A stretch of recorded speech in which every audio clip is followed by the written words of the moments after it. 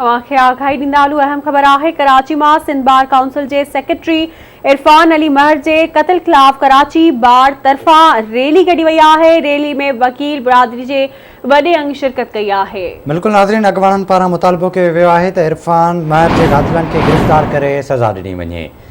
Update कयूं पिया कराची मां सिंध बार काउंसिल जे सेक्रेटरी इरफान अली महर जे क़त्ल ख़िलाफ़ कराची बार तरफ़ां रैली कढी वई आहे। रैली में वकील बिरादरी जे वॾे अंग में शिरकत कई वई आहे। कराची बार एसोसिएशन जे अॻवाननि मुतालबो कयो आहे त इरफान महर जे कातिलनि खे गिरफ़्तार करे सज़ा ॾिनी वञे।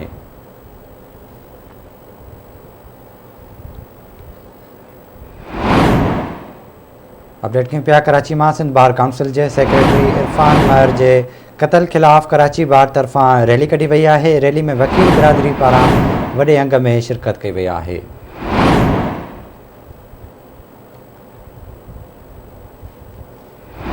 हवाले से राब्तो कयो आहे कराची में महताब अली शहर सां। जी महताब, अपडेट कजो, कहिड़ा तफ़सील आहिनि?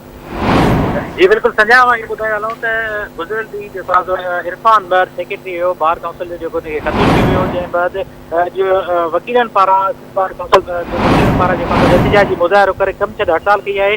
जेको सिंध बार सिटी कोर्ट खां वठी कराची प्रेस क्लब में जेको रैली कढी आहे। रैली जॾहिं प्रेस क्लब जे पहुते मुतालबो कयो आहे वकीलनि पारां त जेके इरफान महर जेके कातिलनि खे जल्द खां जल्द गिरफ़्तार कयो वञे, उनखे जेकी उनखे सज़ा आहे उहो ॾिनी वञे। ऐं वकीलनि पारां सख़्तु कावड़ जो इज़हार कयो वियो आहे। वकीलनि पारां जेका पूरी सिंध में जेके कम छॾ हड़ताल करे छॾियो आहे। मां तव्हांखे ॿुधाइण लाइ त जेके 9 केसनि जी ॿुधणियूं अॼु उहे मुअतल थी वियूं, जेके उहे न थी सघियूं आहिनि।